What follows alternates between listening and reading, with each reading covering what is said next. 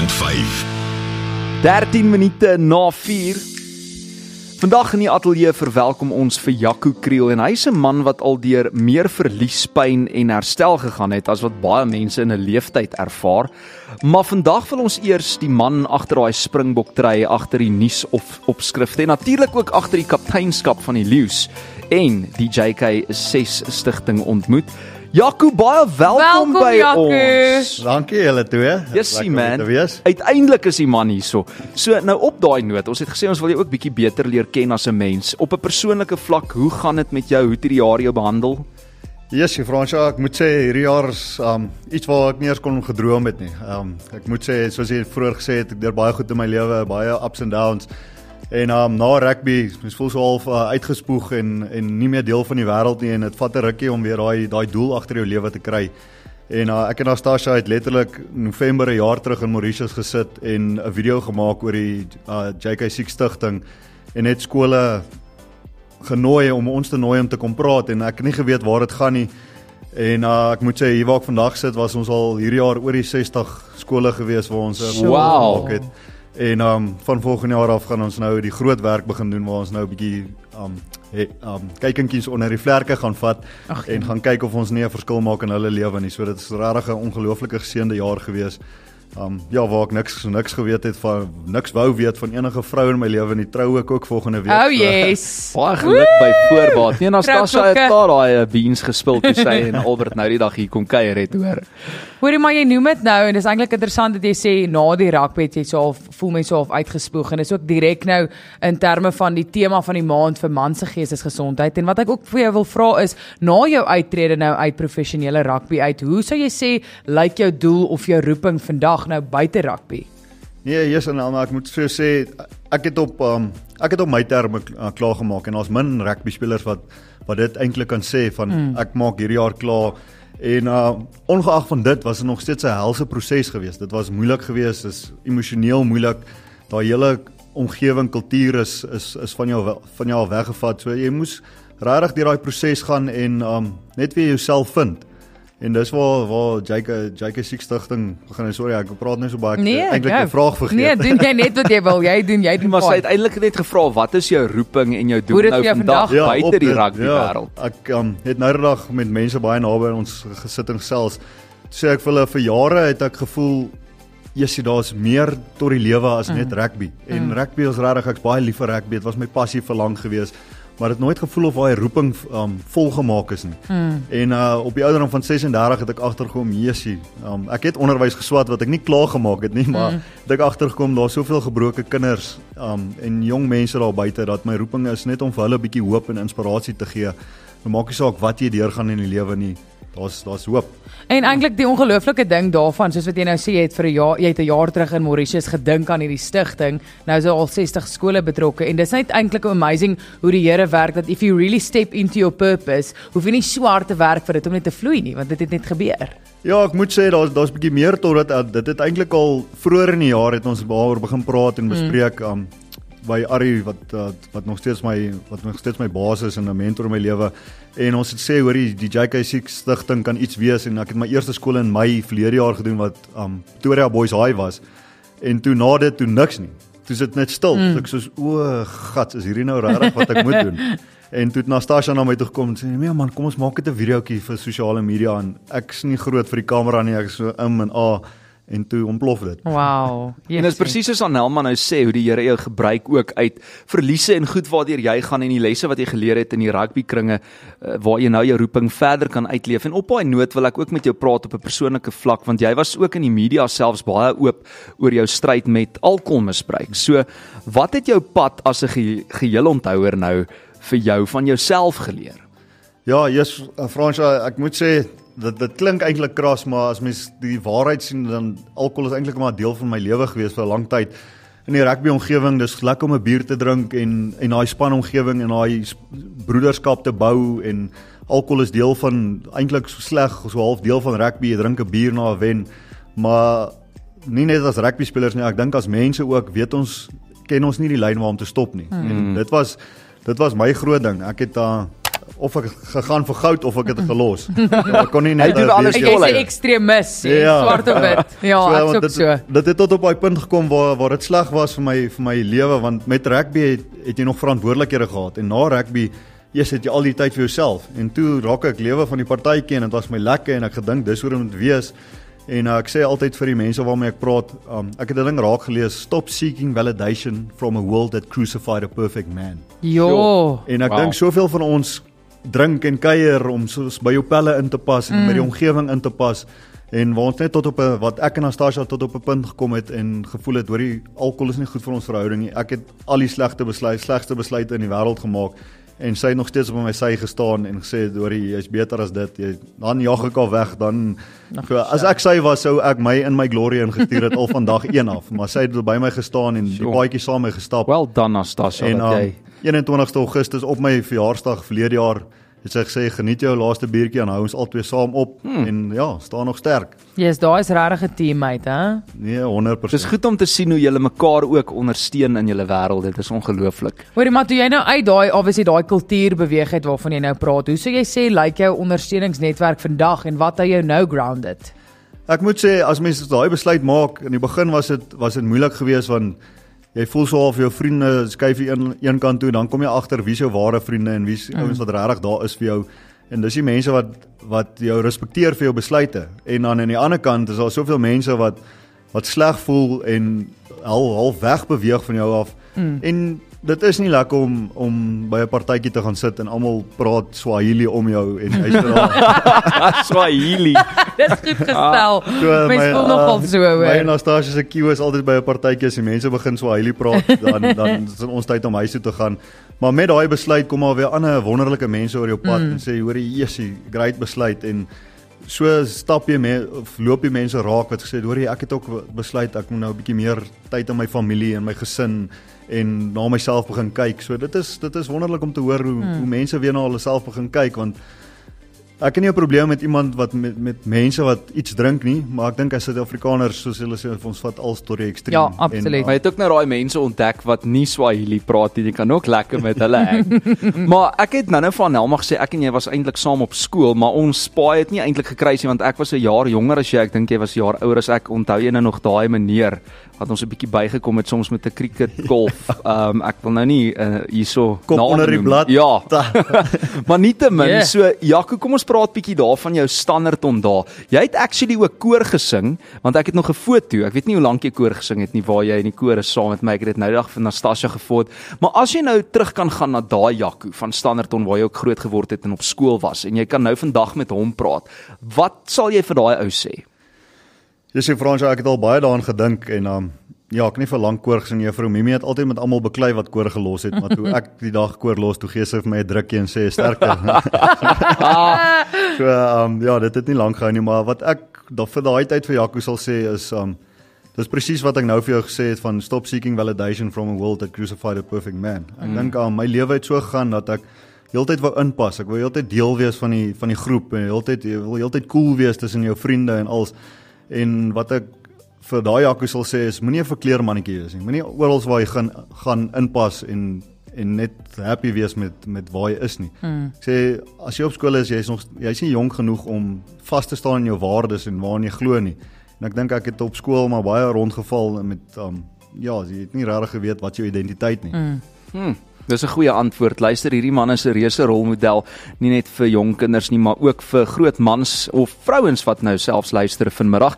Ons gaan net hierna verder gesels met die een en enigste Jaco Kriel, bly ingeskakel. En hoe oulik is dit nou dat die volgende liedjie op die speel, hy sê ons verander, want dit is mos maar ons as mense, ons verander, ons gaan deur goed, ons raak beter. Janie Bay saam met Hunter Kennedy, 326 saam met Fransja en Anelma en Jaco Kriel vandag. Ons verander is 25 minute na 4. Hoorie nou, Jaco, dis so 'n voorreg om in hierdie tyd met jou te kan praat dat die 16 dae van aktivisme vandag afgeskop het en dat dit ook, jy weet, geestesgesondheid maand is vir mans in November maand. Maar ek wil eers 'n bietjie stil staan by die feit dat uit van die donkerste tye van jou lewe het iets ongelooflik mooi ontstaan en dit is nou hierdie JK6 stigting. Dis 'n stigting wat hoop bring, wat jong mense versterk en wat baie duidelik diep persoonlik vir jou ook is, nou dat jy praat van jou roeping en so aan. So vir luisteraars wat nou vir die eerste keer hoor van die JK6 stigting, wat is die hartklop en die doel daarvan? So ja, nou maar ek deur baie goed in my lewe. Ek meen die kort storie daarvan, ons was 'n familie van 5 en ek's op die oomblik die enigste een oor. En baie van daai goed het op hoërskool gebeur en net die loop van die dinge, hoe dit gebeur het, die besluite wat jou ouers gemaak het, wat 'n groot impak op jou gehad het en ek het verlang met dit binne my gelewe want alles wat gebeur het, my pa was so half skaam daaroor en vir my was dit tot ek agtergekom het hoe gebroke kinders daar buite is. Ek het so 'n bietjie gecoach by 'n skool, dan kom jy agter, jy's hierdie laaitjie is stil want hy het sy ma en pa beklei by die huis of die laaitjie is stil want dit gaan nie goed by die huis nie en dan sit julle in hierdie hoë druk omgewing van ja, jy moet dit. En kom ek agter, jy's die jong mense van vandag het net bietjie hoop en inspirasie nodig. So ek gaan na skole toe, ek deel my hart, ek deel my hele lewensstorie, my grootste seer, my slegste besluite. Ek meen ek was op 'n punt ons daar 9 waar ek selfmoord wou pleeg. En mense weet dit nie want hulle sien net die springbok try of hulle sien net die leeustry, die prestasies. Ja, so die hele doel daar agter JK Siek Stichting is soos die lewe is nie perfek nie. En daar is hoop en jy moet nooit in daai donker gat vasgevang word nie want jy moet net bietjie opkyk na die Here toe hy het 'n perfekte plan met jou. Ek sê vir hulle 2006 wou ek selfmoord pleeg, 10 jaar later te word ek 'n springbok. Net van bietjie harde werk en deurdruk. En deurdruk, ja. Sure. Kan ek jou nou, skus ek sit jou nou op die spot nê, maar vir mense wat nou luister, as jy net so bietjie kan uitbrei oor waartoe jy gegaan het. Jy sê jy's die enigste van 5 familielede oor in jou gesin. Ja, so net my ma het 'n paar besluite gemaak wat nie goed was vir die gesin nie en daar was ons deur 'n warrelwind. Daar is op 'n daaglikse basis nie geweet wat kom nie en uit 'n ongelooflike ondersteunende gesin wat ons gehad het die besluite wat sy gemaak het gelei tot ongeluk wat gelei het tot depressie. Sy toe ek 13 was selfmoord gepleeg, toe ek 14 is, toe pleeg my broer selfmoord en 2 jaar later toe is my suster oorlede in 'n karongeluk en my pa is oorlede aan motorneuron siekte in 2020. So al hierdie goed het gebeur en mens moet daarmee as 'n kind verstaan mens nie altyd. Mense het 1000 vrae en mens kry nooit antwoorde nie. En dis waar ek altyd sê die gemeenskap en net daai bietjie wat vir jou hoop gee en mense wat na jou ken. Hy sal meneer Rian Verviers ken. Hy het ek dink hy het by my gestaan tot die einde toe. Hy is nog steeds daar vir my en ek wil net daai mens wees vir ander mense. Shout out meneer Rian. Hoorie so en ek wil net vir jou sê op daai noot al is hulle nie meer hier met ons nie. Ek dink hulle is super trots as hulle nou afkyk van bo na jou op wat jy alles bereik. En jy het vertel hoe baie kinders na die praatjies hulle harte vir jou ook oop dan maak. So wat het jou die meeste verras oor die emosionele nood van ons jeug tans? Jessie, Fransja, ek was al by 'n paar skole hierdie jaar en ek het 'n ou wat saam my praat, Pieter Anthony. Hy help my so 'n bietjie, hy's 'n afgetrede opvoedkundige sielkundige en ek het nie gedink, ek het nie regtig geweet waar hy gaan inpas nie tot ek by 'n paar skole gekom het en die kinders kom na my toe sê hoorie my ma is oorlede, matriekgirl, my pa date 'n girl wat so oud is soos ek en die huis is walglik. En sy weet nie wat moet doen nie of kinders kom na my toe, hoorie dit en dit gaan in die huis aan. Dan kom jy agter, die kinders daar's regtig scary stories daar. Ek nou by die laerskool ook begin praat, na die tyd kom 'n jong laaitie, hy druk my, hy begin so huil, hy sê jammer om te hoor wat met oom gebeur het, kan oom asseblief my hemp teken. En ek teken sy hemp en ek sê, eers my eister gaan jou ma nie kwaad wees my. Toe begin hy weer huil, toe sê sy ma is nou net oorlede.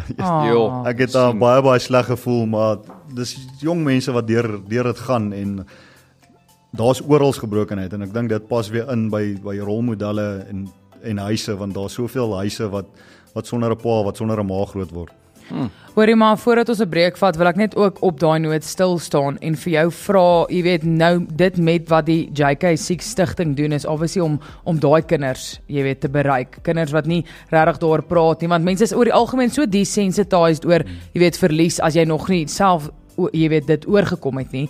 So wat ek wil weet by jou is, wat sou jy sê vir 'n ouetjie wat nou sit en luister en jy weet so 'n bietjie kwaad is vir die Here oor die hoeveelheid berge wat mens moet uitklim? Ek sê altyd vir die kinders, praat met iemand. Jy het of 'n onderwyser wat baie lief is vir jou of 'n vriend of 'n ouer en goeie, maar die groot ding is wat ek met skole ook deel, die kinders wil nie meer praat nie want hulle spot mekaar. So hulle begin van mekaar lag en dit raak 'n grappie. Sê ek ook vir hulle, Jessie, as 'n omgewing, as 'n gemeenskap kan ons beter wees vir mekaar. Jou dag gaan nie net oor hallo, hoe gaan dit nie, goed dankie met jou nie. Ons dra al die hartseer en al die vrees en al ons mislukkings op ons eie hart En dis hoekom mense voel hulle is in 'n donker gat, want niemand wil met mekaar deel nie. So wat ek vir die laities, vir die dogters sê, praat met iemand. Jy beloof daar's iemand wat vir jou gaan luister. En as daai mens vir jou spot of lag, dan weet jy jy's in die verkeerde vriendegroep. Absoluut, ja. Maar dit is daai shame ding waarvan jy praat. Mense is altyd bang om verneder te word en die teendeel moet eintlik waar wees, want ons almal kan met mekaar se stories resoneer. Ons is net hierna terug saam met Jaco Kriel. Ja, Nelma Sharit van vandag af ons Kersmusiek begin skeduleer hier op Groot FM. Lekker, né? Ek love it vir nou. Blake Shelton se Jingle Bell Rock. Hoorie maar, hoekom? Want dit is 'n maand voor Kersfees. Dis letterlik 'n maand voor Kersfees. Dit is disturbing, maar die jaar kan ek maar eindig. Anyway, gepraat van vandag, die datum. Vandag skop 16 dae van aktivisme af teen geslagsgebaseerde geweld en dit bly ook een van Suid-Afrika se donkerste realiteite. Dit is mos nou ook onlangs geklassifiseer as 'n ramp. Ja, 'n ramp, soos 'n anyway, jy weet wat ek bedoel. En dit is baie kragtig wanneer mans, veral rolmodelle soos Jaco Kriel wat ons nou vandag in die ateljee het, openlik daaroor kan praat. So Jaco, ek wil graag hierdie geleentheid gevat het om met jou te gesels daaroor, want jy weet jy gesels met jong ouetjies wat jy weet die volgende generasie van mans is. So hoekom sou jy sê voel jy is dit belangrik dat mans hulle stemme dik moet maak juis oor geslagsgebaseerde geweld? Ja, soos ons nou net bespreek het, ek dink daai geweld kom van albei kante uit. Dat vrouens word vermoor, kinders word mishandel en op 'n ander noot is mans word weer dalk op 'n emosionele vlak mishandel of manipuleer.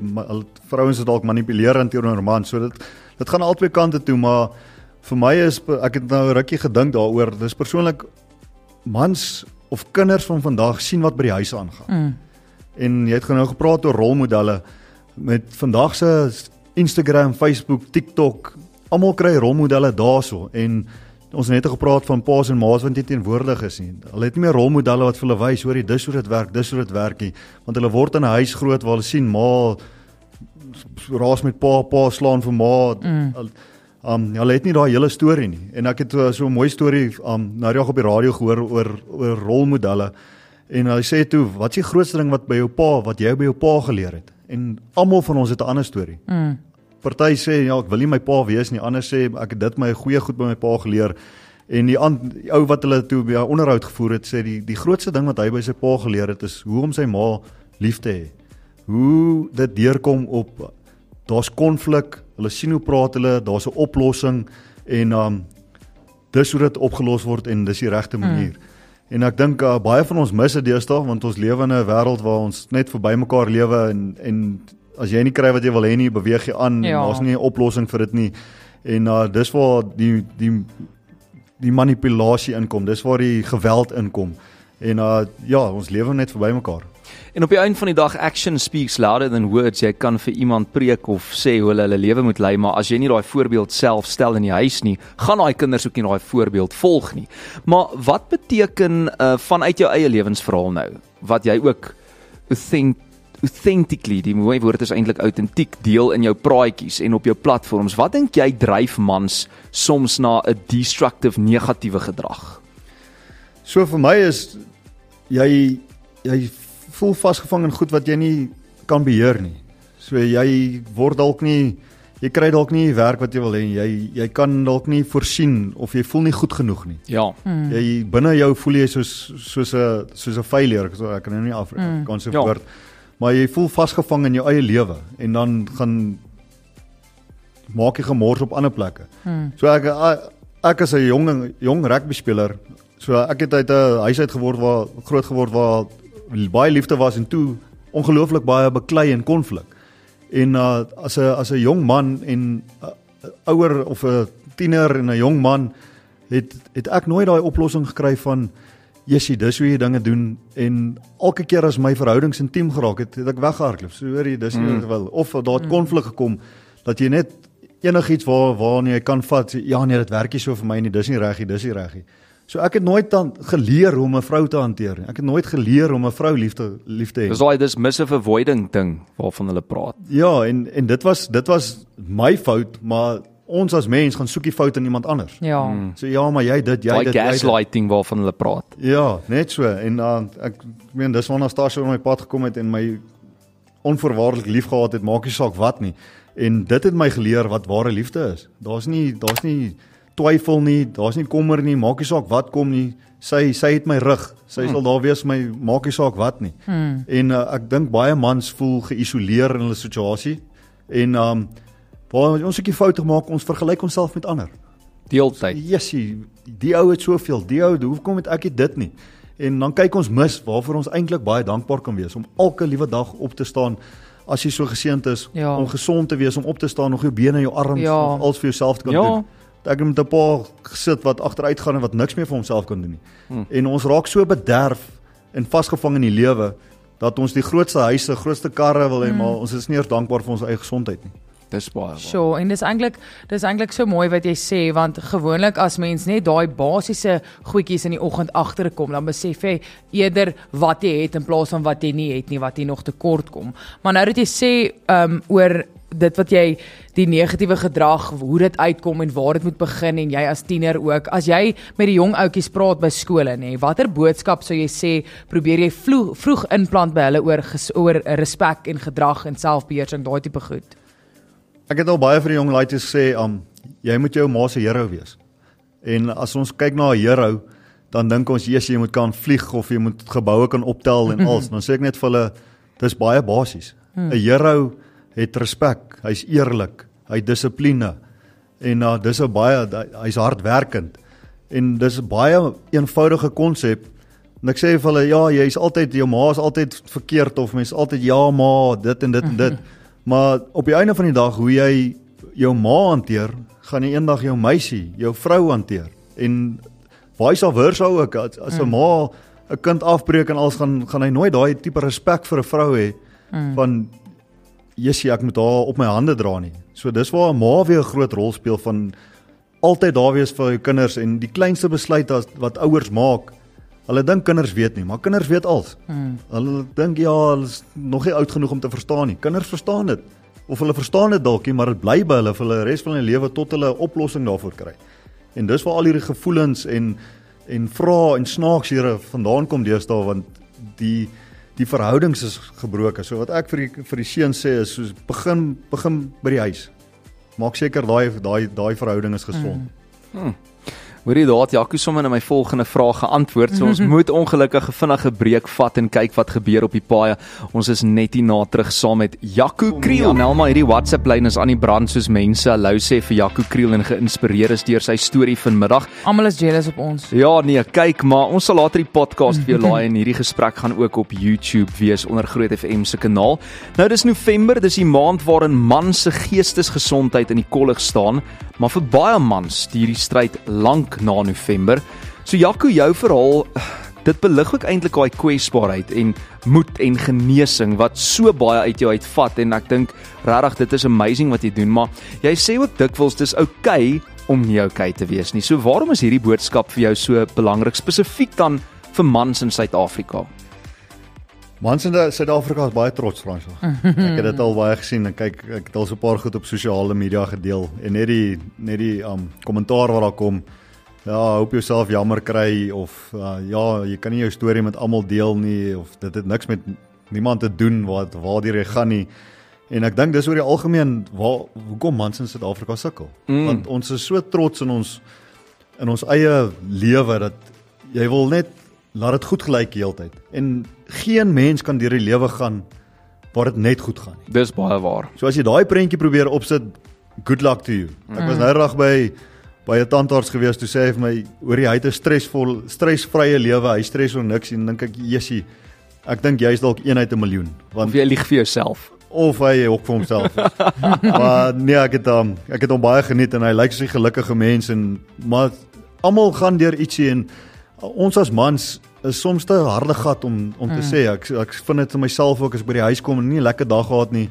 Ons het nie altyd die woorde om te sê, hoorie, ek voel so, en waar 'n vrou soms kan praat en die 20 minute storie vertel. Hulle kan nie ophou praat nie. Ek loop aan, ek sê, hoor gou van my dag asseblief. Nee, net so.